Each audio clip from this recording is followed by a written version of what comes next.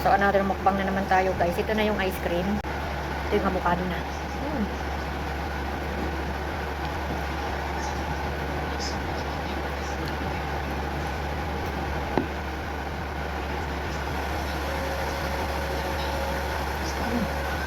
Nilamig ang ngipin ko. Sarap ipalaman sa ano, tinapay. O ka ng buns.